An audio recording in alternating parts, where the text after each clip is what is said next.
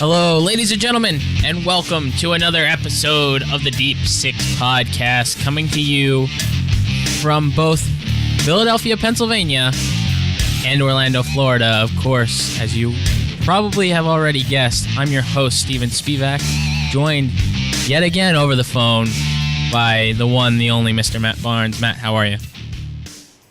Hey, what's up, Steve? How's it going? You sound excited to be here today. Yeah, more or less. I'm not unhappy. I wouldn't characterize myself as not excited. Well, that's good.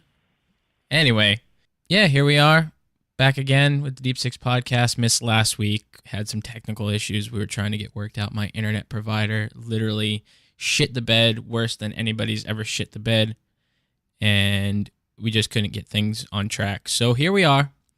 Hopefully, this show goes well. We don't lose internet or anything during this show, but why would it? Because I've got Centurylink and they're the fucking worst. I kid you not. I have literally had nothing but problems with them since the day I moved into this building 3 years ago.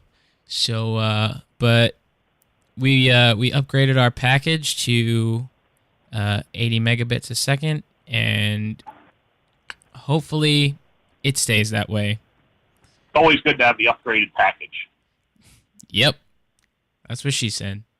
Why don't we get started here with the first topic we've got on the list of things to talk about today. That's how you're going to launch into it? Like, do you have nothing better? Like, I don't. Do you have anything better?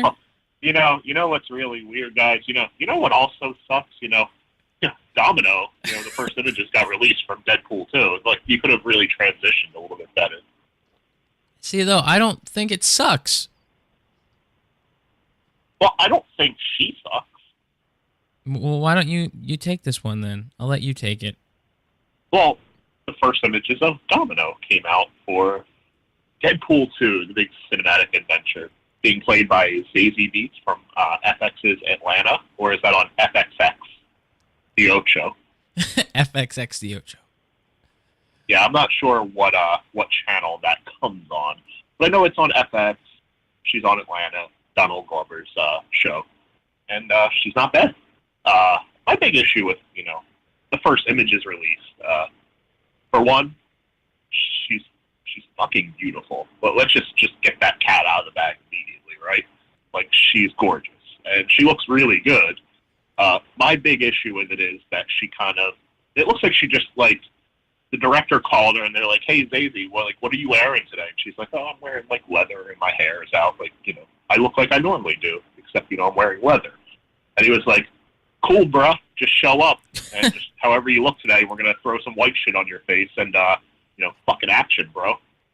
And that's how it looks to me. It just looks very lazy. And this is kind of, as uninspired as I was imagining that Deadpool 2 was going to be already, because Fox just seems to be much more interested in the sequel than they were in the original, because they thought that the original was going to make no money, and it made a shit ton of money.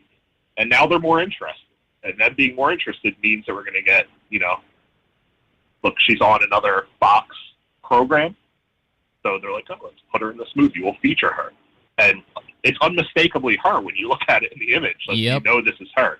Whereas you might not know it was her if they put her in, the Domino classic makeup from the comics.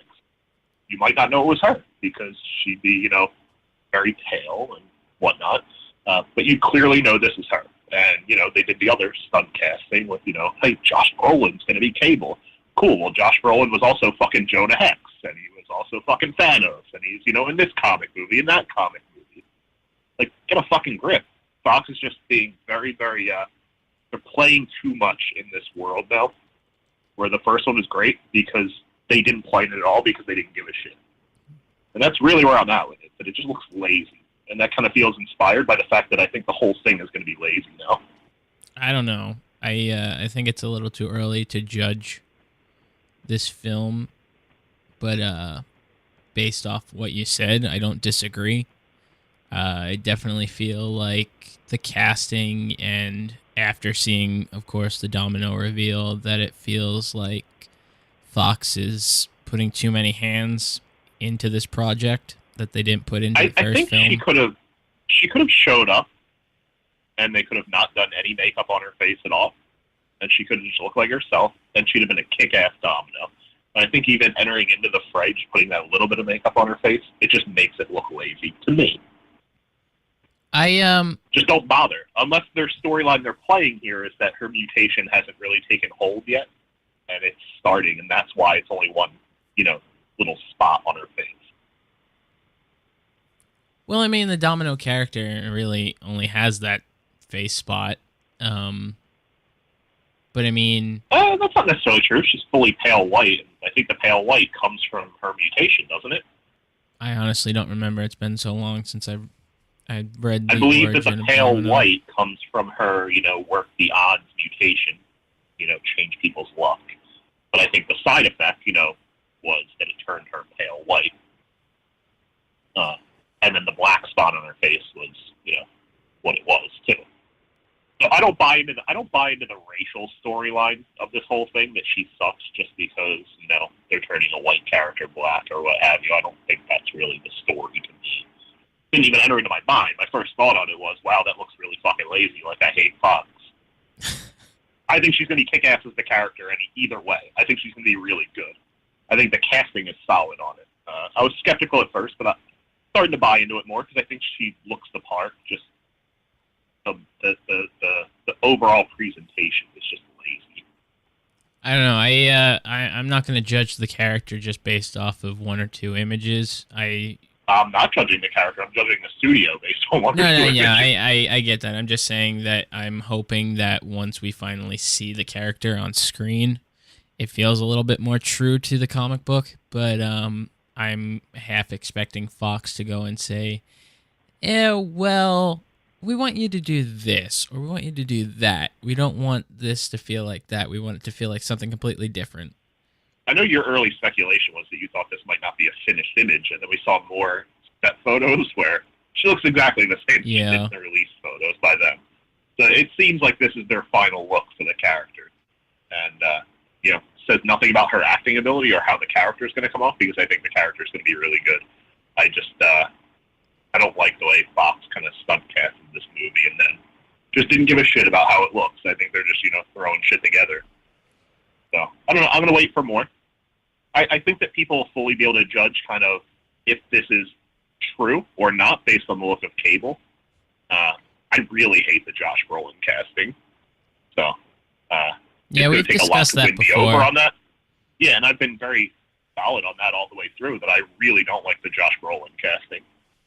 So I think that'll help me form my opinion, because if he looks cool, I'll be like, okay, well, maybe they're just doing something different with Domino, and that's fine, because I think that Domino can look different. We have no final image of her necessarily. I know a lot of people do have it in their head, they need the classic look for Domino. Fucking Domino's a fucking D-list character. Shut up. So they can change it. It's not an important character in the scheme of things.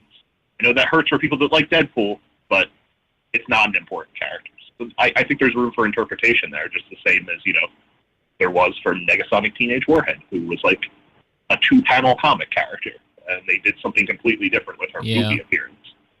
So I think there's room to do different things, but if they screw up Cable, fuck this movie.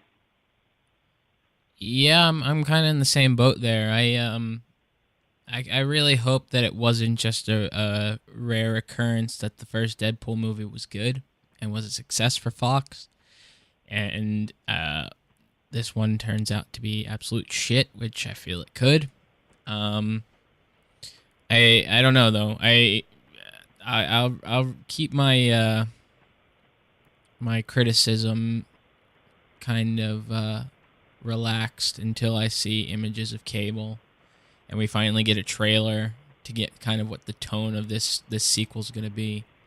But I don't know. The whole Domino thing doesn't rub me as wrong as it rubs all the other internet trolls that I've seen complaining about it. But it is what it is. I think the backlash is warranted if your criticism of the way the character looks right now is, well, that was a white character. Really? That's all you got? Like, you have no intelligent thought in this matter? If that's, if the backlash is at that, cool. I'm all aboard that, because that's a really dumb reason to not be into the character, because it's just, there's nothing that says this all can't be changed. And I know that it's kind of like Marvel's general policy that, if we want to be more diverse, we just make a second version of the same character. We don't just change the character, we make another version of the character. So, I don't know. There's no reason that a character can't be two different ways. There's, different universes, and in DC there's different multiverses. Like, fucking grow up. Yeah, I feel the same way. I'm yelling grow up as we talk about comic book characters. Yeah, exactly. That's where we've gotten. Keeping with the comic book, film, television-esque discussions, we've got our first review, if you really want to call it a review, of Inhumans. It was posted by Spoiler TV. Not sure I've ever heard of them before. Sure, and I think they posted it early because ABC has requested them to remove it. Yeah, so I saw... removed the review since then. Yeah, I saw the original link that I had sent to you talking about it had been taken down too, so I'm lucky to still have something here that quotes the review. But it's not nice at all. What were some of the highlights from the review? The word simply awful. Scott Buck's worst work yet.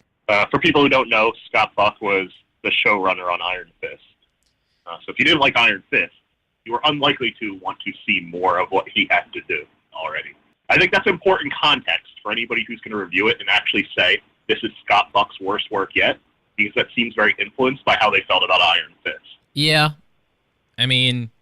Which I think is unfair. I think Iron Fist is very solid. It's not what we wanted out of Iron Fist, but it's solid. I liken it to, like, if you watched True Detective on HBO, you're like, wow, this is one of the best fucking shows I've ever seen. And then you watch season 2 of True Detective, and you were like, oh, this really sucks. That's not true. It didn't suck. I think that it was one of those situations where the first season was so good that anything else that came after it was going to look bad by comparison if it wasn't up to the same quality. So it was still better than 80 other things that were on TV, but it wasn't as good as season 1. I think Iron Fist kind of suffers from the fact that Daredevil, Jessica Jones, Luke Cage, like in a row, all got better quality-wise, and Deadpool 2, or fucking Deadpool, Daredevil 2 was really good too. It was fun. It wasn't great, but it was really fun, so that kind of made it good. And then after that, you have, Iron Fist, which is all about, people talking in a boardroom, and he doesn't do any iron fisting. So, it looks bad in comparison. I definitely think that's one of the situations we're looking at here. So to directly say, this is Scott Buck's worst work yet, okay, well, give me, what does that mean? You didn't like Iron Fist. That's what it means to me. Yeah. Give me some context, like, why do you think this is his worst work yet? Don't just say, this is his worst work yet. Okay, well, that seems kind of, personal to me. You just, you're still fucking sour that he blew Iron Fist. Well, I'm also interested to know how much this person that reviewed the show actually saw. Are they going off of one episode? I think the only thing that would have possibly been screened is what's going to become IMAX, the first 2. Because it's not blatantly stated here. It does say, but the pilot is massively disappointing. So I would assume it's just the pilot. So it's probably not even the first 2 episodes. But I don't know if they count the pilot. I don't know if they're counting that as the first 2 episodes because they're releasing that as a pilot in theaters for IMAX. I don't know if they're counting that as the first 2 or the first 1. I don't know, but you kind of just throw it out there as, the producer. It's his fault. That's how it reads to me. Go watch, fucking the last 4 seasons of Dexter that are fucking terrible. Go watch that and tell me that this is his worst work yet. Shut up.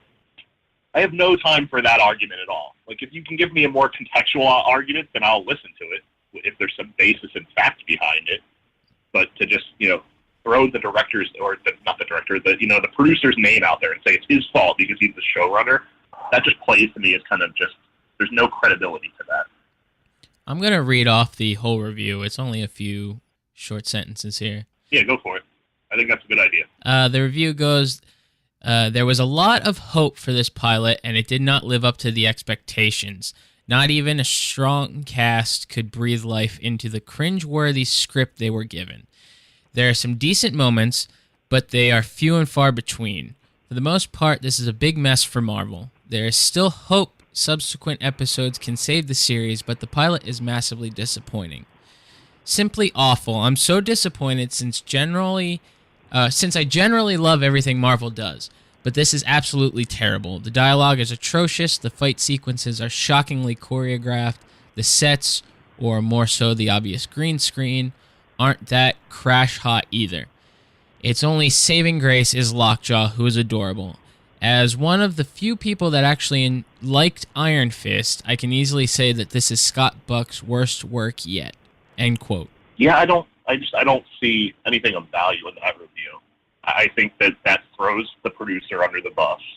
And I think that, again, it's still basing it on what happened with Iron Fist, because you're giving this underhanded compliment of, I'm one of the few people that liked Iron Fist, but this is really bad. So that just kind of reads really weird to me. Also, I think this, taking it contextually, I think that it sounds like a person who's unaware that the show is airing on ABC. Yeah. And I don't think, is it airing at the 10 p.m. slot? I don't think it is. I think it's airing earlier than that. I thought it was a 9 p.m. slot for Right, humans, so it's airing at a time where they're trying to market the show to families to watch it on TV at night. So did you think the dialogue was going to be on the level of, Daredevil or Jessica Jones or Luke Cage, Marvel's other TV efforts, and even what Agents of S.H.I.E.L.D. can do being in the 10 p.m. slot? Do you think it was going to be on that level? I think that it seems like this person's kind of unaware of what happened. Who's the person that wrote the review? That I couldn't tell you because it doesn't say. It just says that it's from Spoiler TV. We're going to have to get that for the next episode and find out who wrote the review so we can kind of look at other things that they've reviewed just to kind of see where the reviewer's coming from. But this reads to me like somebody who's a little bit uninformed and is playing the blame game to an extent. I just, as somebody who, I've written reviews for places before. I wrote reviews for my own site that I was going to launch, and I feel like it's never a good idea, even if you don't like something, to just bury it. And then we wonder why ABC asked them to pull it, because you buried it when you got a chance to view it early, and then you buried it. What did you think was going to happen? Yeah, I mean, I feel like this review is just... It could have literally just been a fanboy who's seen all the stuff that we've seen publicly, who's seen the trailers and the photos and this and that, and gone and basically said these things. This feels no different to me than some, for lack of a better term, internet troll going on Twitter after, Comic-Con saying, oh, that footage we saw looked like shit. This show has no hope. Look, I think that any of the footage we've seen already, I think looks better than we could have expected it to. I don't think that it looks super great, but it looks better than I was expecting it to. I wasn't expecting much from this because I didn't love that they chose Scott Buck to be the showrunner for this. But I have reasons why I didn't love him as the showrunner for this. I thought that Dexter progressively got worse as the show went on. I thought that Iron Fist wasn't up to par with the other things that were put out. Even as somebody who, even going down the same road this person did, but even as somebody who thought Iron Fist was okay, I didn't think it was great. But it just seems like Scott Buck, as somebody who's producing and show running, it lacks the ability to innovate, for lack of a better term. Yeah. Among other people that ABC television is choosing to put together these Marvel shows. He just doesn't seem like somebody who knows how to hold something together properly.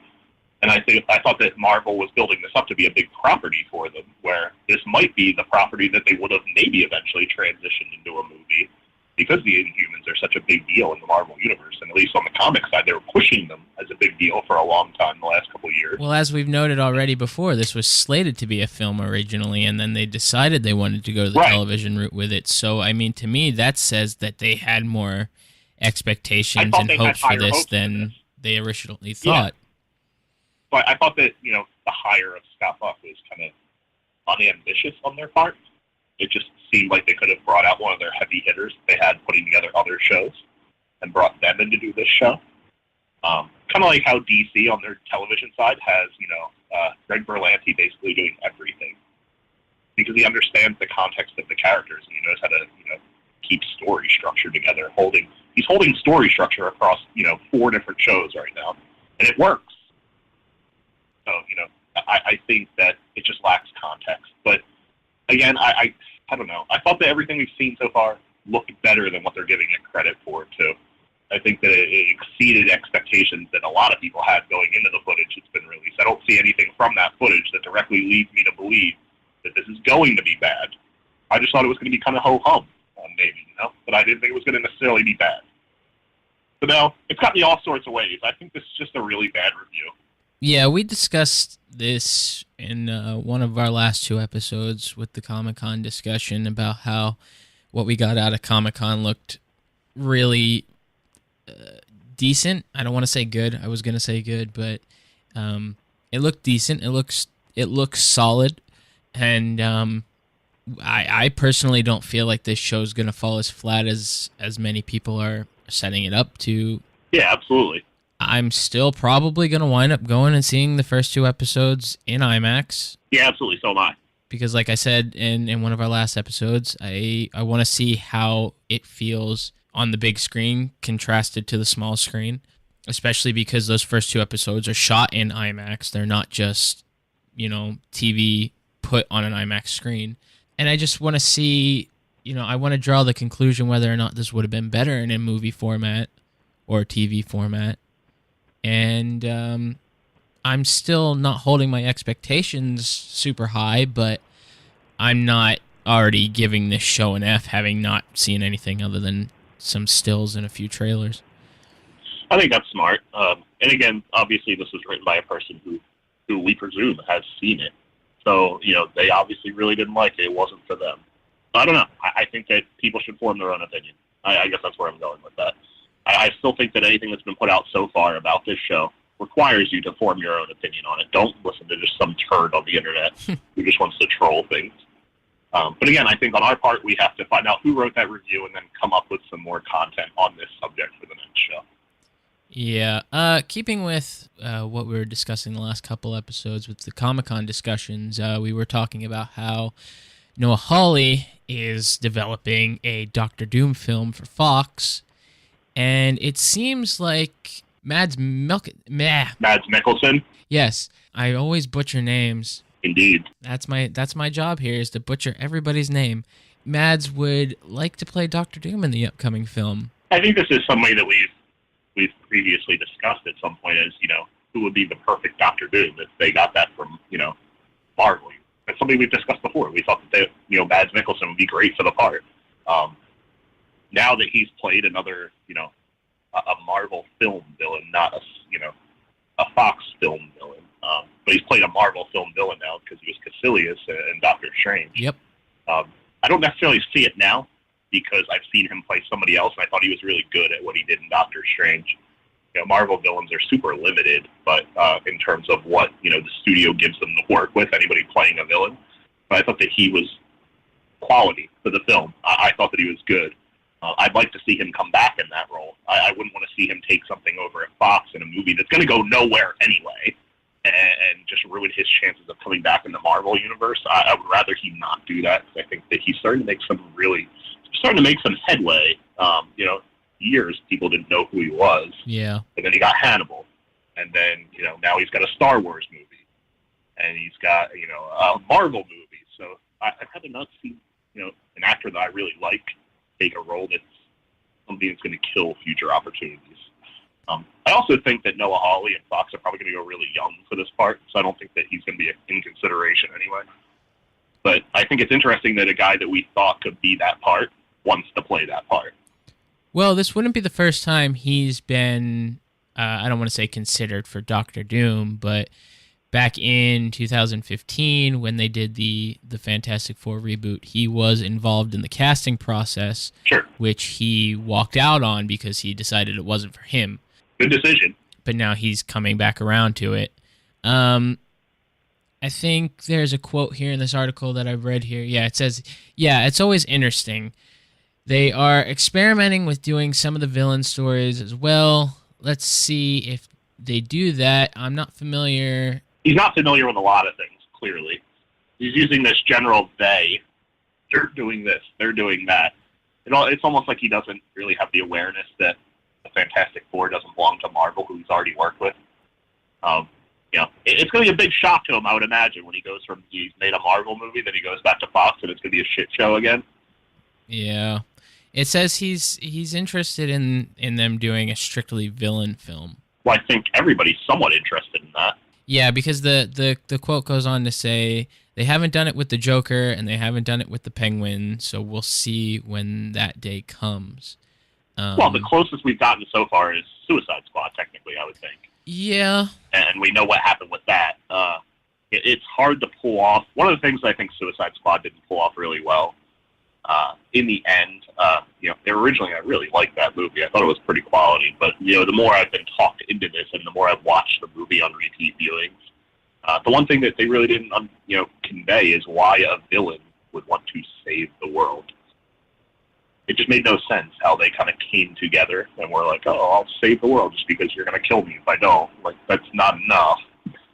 Why else would they come together? They're fucking villains. They're supposed to not like each other. There was no ambition there for why they would come together.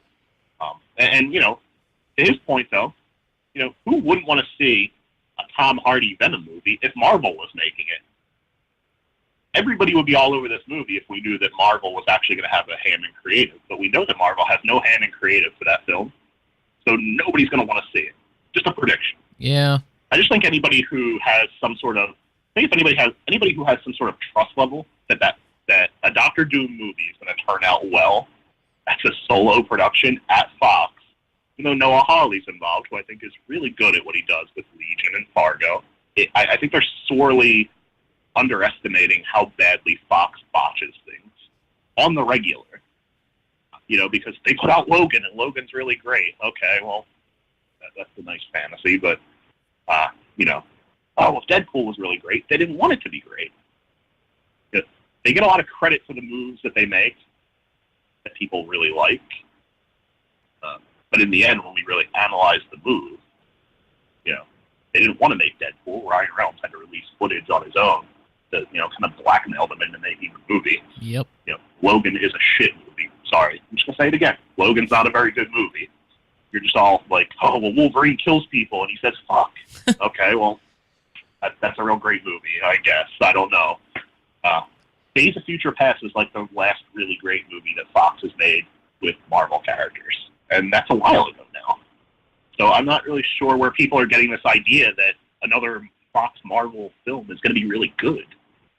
There's nothing to back that. There's nothing to back that up. No, there's not. Yeah, I mean, let's be honest. Anything that Fox has made with a Marvel property that's been anywhere near successful is the things that they've done where the studio has kind of left their hands out of it. For example, Deadpool. Right, and that's kind of what the connection I was trying to make earlier with Deadpool, too, that if the studio was less involved, I'd feel better about this, but I get the impression the studio's not taking a back seat this time because they saw how much money the first movie made. Yep. And the studio's thinking is, well, look how much money that made when we weren't involved. Now we should get involved and it'll make more money. And that's the wrong attitude for them to have because their movies tend to make less money as they go on. Yeah, I mean, if the studio keeps their hands out of this Doom film, I think it has serious potential, but I think it also goes based on... What can they possibly do with it if we want to speculate a little bit? I don't know. To me... The Doom character to me is somebody who would only save the world if it served his own interests. So he'd have to be getting something out of it. See, I don't think they even need to go anywhere near the anti-hero thing to do a Doom film. You can't have a major studio film where the lead character is a villain. It just hasn't played well. Traditional. See, that's the thing, though. That's kind of where my hesitations come into this. An out-and-out villain. Like, he needs to be somewhat of an anti-hero for it to work. An out-and-out villain leading a cast of a film, especially if they go with an actor who doesn't have the star quality. Unfortunately, I love Mads Mikkelsen, but he doesn't have the star quality. Carry a movie where the main character is going to be an out-and-out villain. Sorry, it's just true. No, I mean, I don't disagree with you. Even with Noah Hawley involved, I would have zero confidence, even if Fox took a back seat, that could work out well. They kind of need to come up with some kind of story that could make that work, and I just don't know if that story exists outside of him being involved in the main Marvel universe. I think Marvel could make that work. I think Marvel could make Venom work. I do not believe that Fox or Sony can make either of those movies work by themselves. So let me ask you this. If you were to set up this Doom film, if you were the person writing this film, what direction would you go with it? If I had my grand scope of what I would do, this is assuming that I could have Doom in the Marvel universe, the MCU. If I had Doom in the MCU, I would do this as like somewhat of an origin story, like where Doom wasn't necessarily a villain. He was not necessarily a hero. As a youth, he was a cocky guy, and then Reed Richards fucking him over, kind of turned him to the dark side.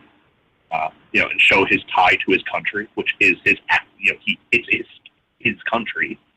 Kind of show that, like, he's fighting for his country. Maybe, the fucking Avengers dropped, 3 dead people on Latveria, kind of like they did on Sokovia. 3 people died. I don't know. I feel like if I were to that's do... just spitballing. I really don't know. What would you do? Sorry. I would go, I don't want to say with, like, Nazi overtones, but I feel like setting this up... You kind of want them to play off like Red Skull. Like Red Skull, like kind of like almost a Hitler-esque character, but do like a younger thing where he has decent intentions and then he gets overthrown by the power that he has and right. So kind of like his ego. Yeah, I mean, I would really like to see that. That's the only way you can do it. Yeah, that's the only way you can do it. But I don't think it would work with him not having other characters to interact with that are also like superheroes or super villains. Whereas if he existed in the MCU, you could do that, where, you could backdoor that as like a launch of the Fantastic Four, where the Fantastic Four show up in that movie, but they're not a main part of the movie. They just show up, kind of like Spider-Man in Civil War, where you kind of just have them show up and they're like, oh, the fucking Fantastic Four here, I'm gonna defeat them really quick, and then they don't show up again. But it launches them later to work against Doom because you've already seen them show up once. Yeah. And then you don't have to do the dull Fantastic Four origin story again, which we've already seen twice, and it sucks. The Fantastic Four origin story is really bad. As much as I like the comic, it's a bad origin story. I don't want to see it again. I don't think that, the possibility of seeing a Reed Richards or a Sue in this film is out of the realm of possibility. It very much seemed from the way that they're building it up that it is standalone. But I mean, like they were putting Noah Hawley in charge of their whole Fantastic Four sideline.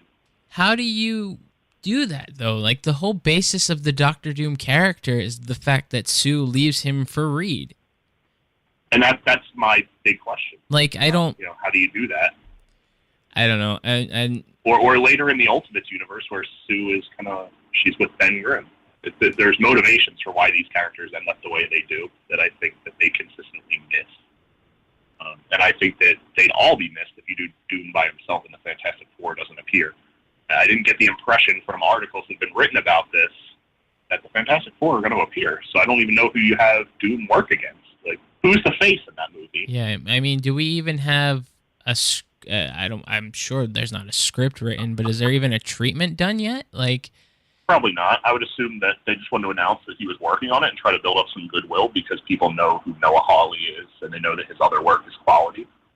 I think they were trying to build up some goodwill by releasing that early, but I doubt they have any work done on it yet. I mean, it could be just as simple as Fox saying, hey, Noah, we want you to do a Doom film, and we're announcing it tomorrow. Right, and he probably said yes, and they announced it right away because, just having his name attached will give it more credibility than Josh Trank or Tim Story on the original films. It's going to give it more credibility by having somebody who actually has legitimate storytelling ability in them be attached to that movie. Yeah, I mean, I don't know what else to say about this. I again, not to beat a dead horse, I don't think you could tell a Doctor Doom solo story outside of the main Marvel universe. I just don't think it would work. There needs to be more interaction at play, and there needs to be context. I don't think there's any context to this because there's nothing else happening. You're just launching into Doom by himself, and it's never been really well explored what his background is in either of the first, the 2 Fantastic Four franchises. So, what are we going to do with that? It's, he's just going to show up, and they're going to put Yeah. some actor in it that they think is going to be able to carry a movie, and that's why it's not going to be very good. I mean, Doom is also a character that doesn't really do a whole lot by himself. He's usually cohorting Tied with to every other character. Yeah, he's usually cohorting with other villains or being thwarted by a hero. I mean, it's Or a group of heroes. exactly. So it's going to be really strange to see him as a solo character. Doctor Strange? Would it be Doctor Strange to see him? No, it wouldn't. But I'm just sitting here thinking about like the things they've done with Doom recently in comics, where they basically made him a god through the Secret Wars event, the most recent Secret Wars event, and Right, in Battle World and whatnot, where he's, the supreme shaper of Battle World. and where they also recently revealed him to be the biological father of Tony Stark. They've done some very interesting things with the Doom character, Sort of. but those are all things that you can't do story-wise in a film because you don't own the rights to all those other characters. So, I mean... Right, and you won't work with Marvel. Exactly. So it's just going to make it not work very well. I don't know. I definitely think that it's a bad move. Not even just the Doctor Who movie, so I'm not even saying this is bad for that. I think the Venom movie is a bad idea, too. It's just generally a bad idea to try to launch these standalone villain films without involving key characters to make them work, or key events within a universe to make them work. I have serious concerns about a Doctor Doom movie without the Fantastic Four and a Venom movie without Spider-Man in it. Well, I don't... see, this is the other thing, though. These villains, their origin stories come off of stories that the heroes had. Involve the hero.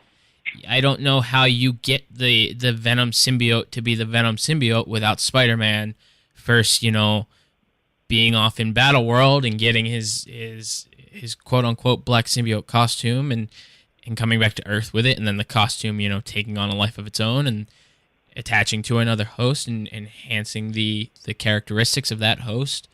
Or I don't see how you get Doom without having that whole love triangle story between him, Sue, and Reed, and him basically having his entire world shattered and needing to get that revenge. Why does he become Doom? What happens to make him Doom? I don't know. I feel like we're just kind of going in circles with this discussion, though, so I feel like we should move on. No, I think we're fine. I think that we've covered it as much as we can possibly cover it until there's more news about it. But it's difficult to possibly have any sort of understanding where this could go at this point. Yeah, I mean, it is what it is right now. Like you said, we're just going to have to wait and see what else develops from it. And it could be something that moves very quickly and we get news about sooner rather than later. But I feel like this is going to be something that we probably won't really have a grasp on what's really happening until probably the middle of next year. Amen. Anyway, moving on, I guess we're going to get to probably our last story and probably the biggest story that we're going to cover this week. Recently, female Marvel Comics editor Heather Antos was, I guess you could say, harassed online for basically taking a photograph of herself with a few of her other female Marvel coworkers enjoying a round of milkshakes, and posted that on Twitter. Yeah. And came back the following day to a slew of sexist remarks from, dare I say it again, internet trolls. And the main reason I wanted to discuss this is because you and I, Matt, had discussed in planning another episode about diversity in comics and people who basically just shit all over it and what's right and what's wrong with it. And to me, this kind of fits in with that theme because most of the comments that I've seen against her picture are just extremely outlandish and saying things like, one quote I've got here says, "This does explain the quality of work Marvel has been putting out of late." Quality in quotes because, of course, they're being sarcastic. Can we just get off feminism and social justice and actually print stories? God, DC looks better and better. Things like that. Like people who are literally just saying things because this is a group of females that works for Marvel. They're just shitting all over everything. And to me, this is exactly what's wrong with the comics industry right now. Yeah, absolutely. Is that there's just so many people who are extremely sexist and against, for lack of a better term, diversity. I really hate using that term like as a blanket statement like that, but basically there are people who go against characters being anything other than big burly white dudes saving scrawny small women and things like that. I mean, it's just, I don't know, I'm kind of going off on a rant here, but no, and you're fine. And I have things to say about it too. I think it's important to have the context of, she is an editor for Marvel, so she doesn't even have just a basic job. She's an editor. I believe she was working on Gwenpool too, right? She was an editor for Gwenpool. She was also an editor for Star Wars, the Poe Dameron book too. Two books that are extremely popular with readers. By the way, these are two of the properties that are actually working for Marvel. Exactly. She's not an editor on things that aren't working for them. She's an editor on things that are working for them. And not a lot is working for Marvel right now. But she's working on two things that are working for them. So to specifically target this one person in general shows a surprising lack of context. I also think that the picture, from what I understand, they were out celebrating another Marvel editor that was a woman retiring, weren't they? Who had passed away, Flo Steinberg. Yeah, so I knew it was something of that nature. They were out celebrating somebody else that was also like a pioneer at Marvel. Because, one of the big criticisms of Marvel is that, there's not enough diversity. And it's true. Marvel's trying to work more diversity into their characters, but when you look behind the scenes of who's writing the books, it's never anybody of the same diversity that is in the book. It's still generic white men writing these books of all these diverse characters. But here we have an editor that's a woman who's doing a really great job, by the way, in a company that's not doing a great job overall in the comic industry. And people are targeting her. It just shows, that some of the agendas that are driving this are just completely out of nowhere. She's being called, people are calling Marvel, social justice warrior shit now. And this has nothing to do with that. What in that picture said, oh, this is, a social justice warrior cause. We're drinking a milkshake. There's nothing to do with that. She didn't even talk about comics in the post. They're just celebrating a colleague that was also a pioneer. And she has to come back to this. This is why, you have Marvel executives coming out and saying, well, diversity is what's hurting our sales. See, the other thing is, I think... Which was also a surprisingly dense thing to say, because that's not what's killing your sales. I mean, this is where I start going off in a tangent again. The social justice warrior comments drive me up a freaking wall, because to me, that's basically always what Marvel has been. That's basically what Marvel was founded upon, was characters standing up against, basically the Marvel started off with Captain America punching Hitler in the goddamn face. That's what Marvel is. The little guy standing up against, all these injustices in the world. I mean, that's what Marvel is, and that's always what set Marvel apart from other superhero books out there. And then the whole talk of writers who are writing diverse characters but who can't truly represent those characters because they aren't that particular, I don't want to say niche, but you know what I mean? Yeah. The books that are written by the people of the same demographic of the character that they're writing are doing extremely well and getting high praise. But you also then go and you have the people who are literally just shit on the book because it's not targeted directly towards them.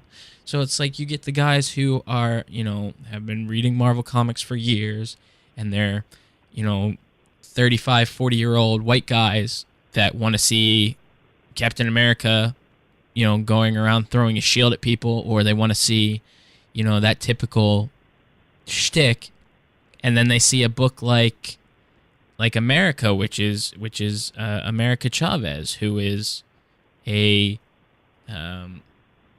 I want to use the term genderqueer, but I don't necessarily know if that's appropriate. I don't know that necessarily fits. But it's a character who is targeted to an extremely narrow demographic, but the only people that are complaining about it are the people it's not targeted to. Or then you get a book like Moon Girl and Devil Dinosaur, who it's a young black girl who's extremely smart, but people are bitching because, it's a book targeted towards younger kids who are outcast or looked at as outcast because they're extremely smart, and people make fun of them for it. Or then you get the things like, and this is where I'm kind of like 50-50 with this diversity thing, where you get, Marvel characters who are established characters being recast as either a female or a person of color, which I don't necessarily disagree with when it's done properly, because things like Miles Morales, I love Miles, but then that's also a situation where it's not taking over a canon character. Well, I mean, I mentioned this earlier when we were talking about Domino. We talked about this, that what Marvel generally does. They won't recast the character. They just create a new character or a new version of the character. So it's like they don't fully commit to diversity, which kind of bothers me a little bit. And they like to claim that they're trying to become more diverse than, say, DC Comics. But they're not really becoming more diverse. They're just inventing new characters to call themselves diverse. They're not really thinning out the pool any. They're just kind of adding more to the pool. And then they're not really backing that up with creators that are diverse. But you're right. The creators that they are hiring that do fill that diversity mold are doing really great jobs. Yeah, I don't know that there's really a whole lot you can add there. There's no excuse for what's happening in a lot of these stories about, creators being attacked just for being diverse. There's just nothing there that you can really defend in any way, shape, or form. It's uncalled for, and it's not even remotely factual. So it's just people the Trump's America bullshit people that just want to fucking complain about something, not being, fully white America, or, that's an immigrant. I don't like it. Shut the fuck up. It's not going anywhere positive because you're just talking shit to talk shit. You have no fact behind it, and you're not even willing to open your mind to the fact. See, I'm kind of like the thing that drives me, and this might just be me beating a dead horse, but the thing that really drives me up a wall, like I said, is how are you even a fan of Marvel Comics, yet you want to cry, oh, I'm over this social justice warrior bullshit, and diversity can kiss my ass, it's killing comics, and this and that, when, that like I said, it's what Marvel was founded on. I mean... Some of it, yeah. I mean all of it. That's literally the X-Men right there. But I don't know that you're getting, a lot of diversity in, your main Avengers characters. You have, Spider-Man and Iron Man and Captain America and, whiteys all around. But I mean, Marvel has always been at the forefront of diversity with characters like Luke Cage and Black Panther and things of those nature. So, somewhat, I mean, because I think that in a lot of ways, some of those characters, at least in their early iterations, were, caricatures. What they thought this character would be, what they thought that, a diverse group would think is cool. And I mean, a lot of the content behind those characters didn't come until way later after they were, conceived. Well, I mean, I'm not entirely disagreeing with that. Years before Black Panther would get really great in-depth stories. It wasn't his conception that he became really great, and he was, this shining beacon of diversity because he was kind of just, that token character for a while, or Luke Cage was the token character for a while. We're getting really great storytelling out of them now. But they were characters that were not treated as typical black characters when they were introduced, is more what I'm getting at with that. They were more respected than you had seen black characters treated before then. And honestly, you didn't really see many black characters before them. But, I mean, this is getting a little off into a tangent here. But, I mean, to me, this is a topic I could go and discuss for a whole episode. But I just wish people would let other people enjoy what they enjoy and not feel like because it's not for them that they have to shit all over it and put it down and call people out about it. for no reason. And it's honestly one of the things about the comic book industry, whether it's being a fan or being a creator, that just drives me nuts because it's so completely unwarranted. It's ridiculous.